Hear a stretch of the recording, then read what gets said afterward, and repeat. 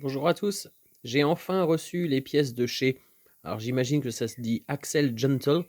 Bon, moi j'appelle ça Fiat 500-126, c'est bien plus facile à trouver sur le site internet.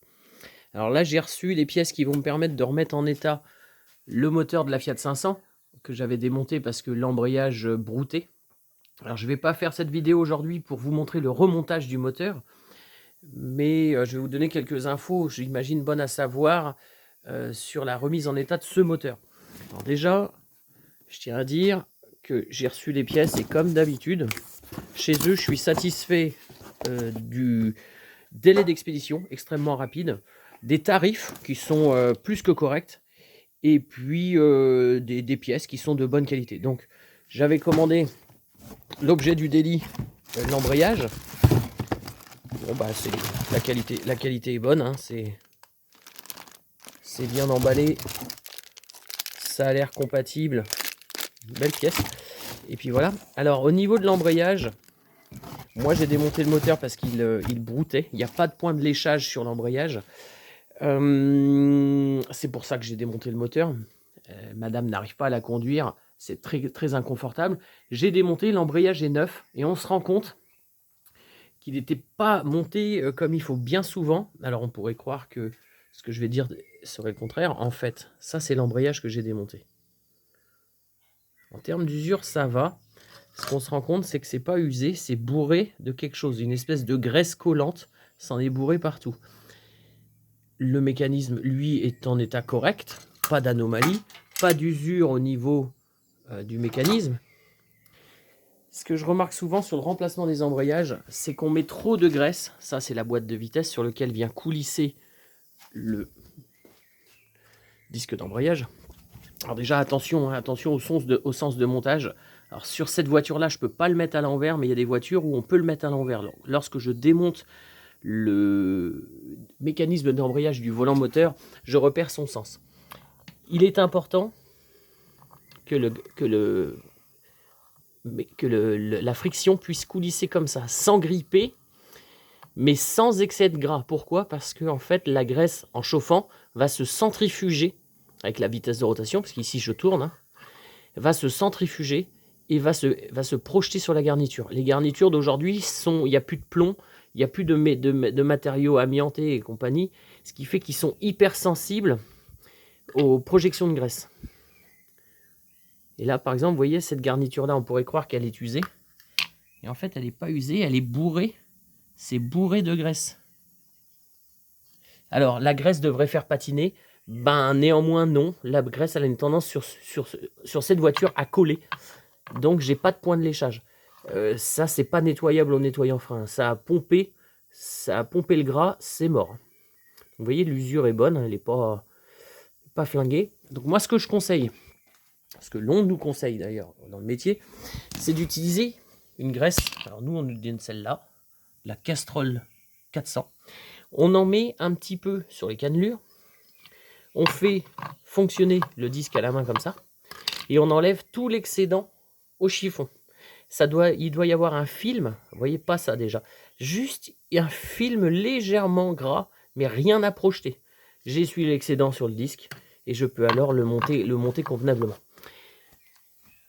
Ça, les pièces neuves qui sont comme ça. Alors là, avec mes doigts sales, je viens pas beurrer le disque, hein, je fais attention. Et les pièces comme ça de mécanisme neuves ont parfois une huile de stockage sur les parties ici pour pas rouiller. Un petit coup de nettoyant frein avant de monter, ça peut pas faire de mal. Sur le volant moteur, c'est pareil. Ici, un coup de ponçage, un coup de nettoyant frein, surtout pas les doigts gras comme ça. Ça c'est pas du tout indispensable et ça peut être néfaste pour les embrayages. Donc sachez que les embrayages d'aujourd'hui, ben, ils sont moins polluants que d'antan, mais ils sont aussi moins tolérants. Ouais, on voit bien celui-là, on voit les métaux à l'intérieur. Et ici, c'est complètement cuit ou gras, je ne sais pas trop. Bon, c'est pas normal. Donc ça, je vais le remplacer. Sur le site, hein, on y trouve tout ce qu'il faut pour remettre en état le moteur. Alors moi, qu'est-ce que j'ai commandé? Alors j'ai commandé cette grosse durite d'air parce qu'en fait, il y avait l'embrayage qui broutait, mais également le chauffage sentait l'huile, parce que j'avais des petites fuites d'huile par-ci par-là. Les fuites d'huile sont aspirées par le système de refroidissement à air, et ensuite c'est envoyé dans la voiture en tant que chauffage. Donc les fuites d'huile, ça pue dans la voiture, on fait un petit tour, bon, on sent les années 60. Hein.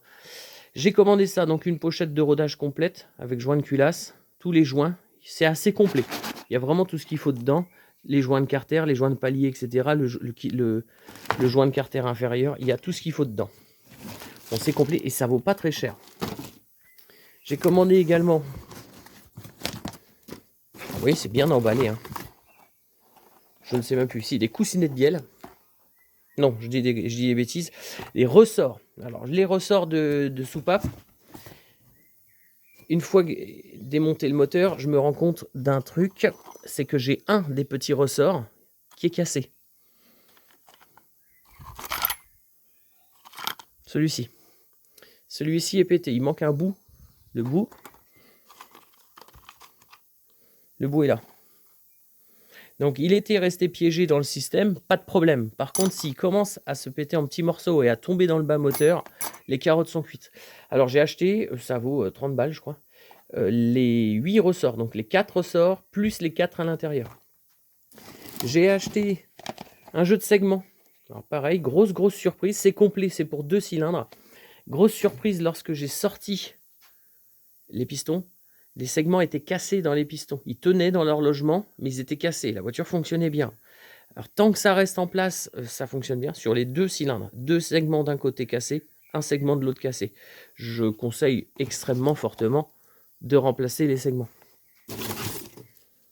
J'ai commandé, cela n'avait pas été endommagé, mais j'ai commandé les coussinets de bielle.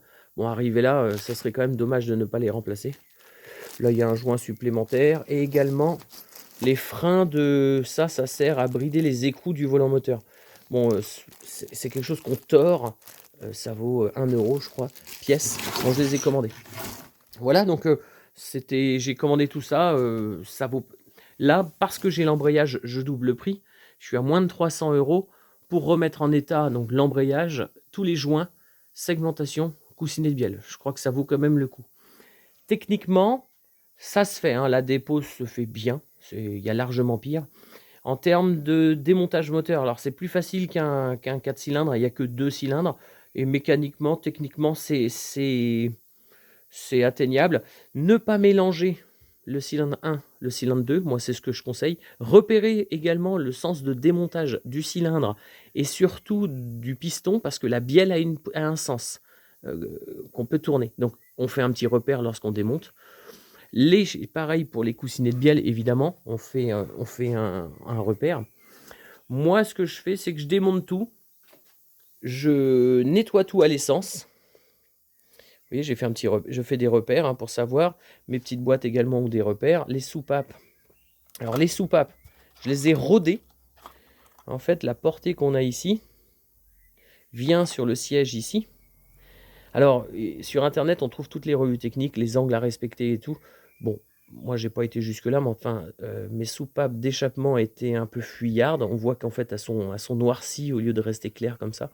Je les ai rodées. Il suffit d'acheter une pâte à roder et puis une durite qu'on met là et puis on rôde les soupapes. Bon, ça se fait bien. Donc, démontage, soupape, rodage. Il n'y a pas de jointe que de soupape. Donc, je pense qu'il est intéressant de voir le jeu qu'on a entre la soupape et son guide. Il n'y a pas de jeu en latéral. Elles coulissent comme ça, il faut les mettre dedans propre. Mais il n'y a pas de jeu, il ne faut pas qu'il y ait de jeu, sinon l'huile va passer. Voilà, donc techniquement, ça se fait bien. Le démontage se fait bien. La distribution, je ne l'ai pas démontée, mais il y a des repères à aligner entre ici et ici. Si jamais je démonte, eh ben, il faut aligner là-dedans, ici, là-dedans, ici. Je peux à ce moment-là démonter ma chaîne, remplacer ma chaîne. Bon, la mienne, elle est bonne. Il n'y a pas de souci à ce niveau-là.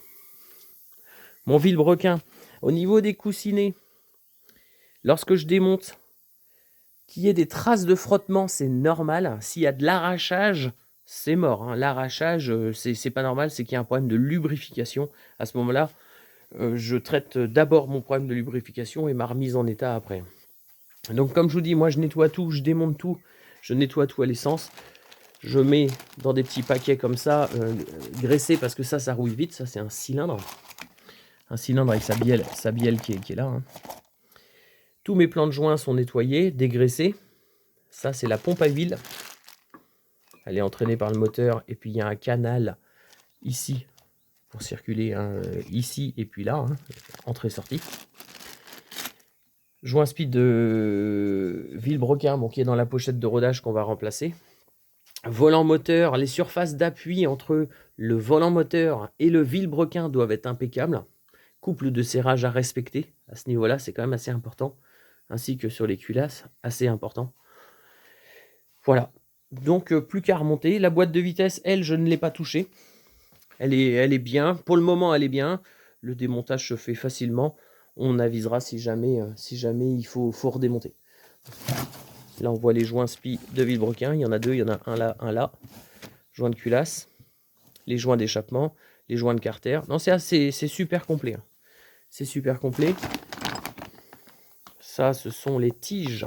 En fait, sur ce moteur-là, pour info, les culbuteurs sont en haut, hein, agissent sur les soupapes, et l'arbre à cam, en fait, est en bas. L'arbre à cam, il est donc Villebrequin, arbre à cam. Ici, il y a des sortes de poussoirs avec de longues tiges qui transitent dans les tubes. Alors là, il y a des joints, il faut les changer également. Les longues tiges transitent dans les tubes. Il y a 4 tubes plus 1. Celui-là, c'est un canal d'huile. Ils transitent dans les tubes et puis ils vont faire pivoter les culbuteurs. Jeu de culbuteurs à régler tout à la fin. Lorsque j'ai tout remonté, mes pistons, mes bielles, mes cylindres, etc., cuillasse, serrage effectué, mes tiges de soupape, je peux remettre mes culbuteurs qui sont sur le haut et venir les régler. Voilà. Pour ce qui est donc de l'intervention, je ferai éventuellement une autre vidéo, mais voilà. Je tenais à dire, alors chez eux, aujourd'hui c'est cette commande-ci, mais j'ai commandé également à l'époque donc une face avant complète. Celle-ci, elle était pourrie. Là, je m'étais gavé. Alors ils vendent des bas d'ailes qui sont, alors ça c'est pas, elles sont à ajuster hein, sur le véhicule. C'est vraiment pas très bien fait, mais ça sauve parce que si on n'a plus le bas d'aile, c'est con d'aller changer le bas de caisse et toute l'aile, on peut changer juste le bas d'aile. J'avais commandé un bas de caisse, pièce un peu comme d'origine, ça s'était bien passé, et une aile arrière également complète de chez eux, ça avait été livré, c'est pareil, niveau qualité-prix, c'était top, quoi.